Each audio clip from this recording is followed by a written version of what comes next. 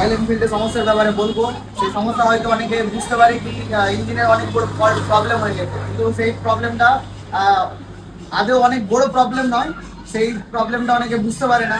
আপনারা দেখাচ্ছে এই হচ্ছে রয়্যাল এনফিল্ডের ক্লাসিক মডেল BS6, যেটা মাঝে মাঝে কি হবে এই আওয়াজ শোনো, এই আওয়াজ শুনতে পাচ্ছ?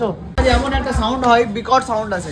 সেই সাউন্ডটা হচ্ছে এখানকার ওয়ান ওয়ে ব্যারিং, যেটা ব্যারিংটা নষ্ট হয়ে যাওয়ার কারণেই আওয়াজটা আসে সাধারণত।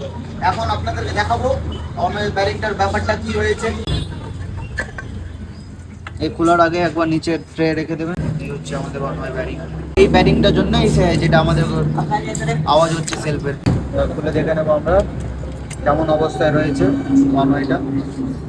ওয়ান ওয়ের ব্যারিংটা প্রায় নষ্ট হয়ে গেছে, আর এখন চালানো যাবে না। ওয়ান ওয়েটা প্রায় ঠিকই রয়েছে, তাই আমরা এখন ব্যারিংটা চেঞ্জ করবো, নতুন ব্যারিংটা ওয়ান ওয়েতে ইনস্টল করবো। প্রবলেমটা চলে যাবে, ওই যেটা আওয়াজ আসছে সেই আওয়াজটা আর থাকবে না।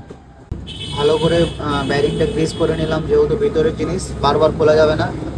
তারপরে ব্যারিংটা সেট করব, যেমন ছিল তেমন করে সেট করে নেব। এবার ফিট করে দেখব, আর যে আওয়াজটা আসছিল সেই আওয়াজটা আর আসবে না। ক্লাচ সাইড আর ব্যারিংয়ের নাটগুলো একদম ভালোভাবে টাইট করে নেব। যতগুলো ইঞ্জিন অয়েল ক্লাচ সাইড দিয়ে পড়েছিল সবগুলো আবার রিফিল করে দিলাম। রিস্টার্ট করো, ধরো। আর আওয়াজ নেই। অফ করো। হ্যাঁ, আবার স্টার্ট করো। এই আওয়াজ, আর যে আওয়াজটার জন্য এসেছিল যে এইটাই বিকট আওয়াজটা নেই আর।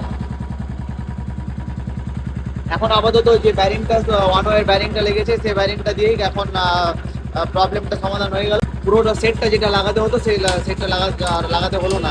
অনেকেই পুরো সেটটা চেঞ্জ করে দিত, যেটা এখন আমরা শুধু ওয়ান ওয়ে যেটা ব্যারিং আছে সেই ব্যারিংটা দিয়েই কাজটা করে দিলাম।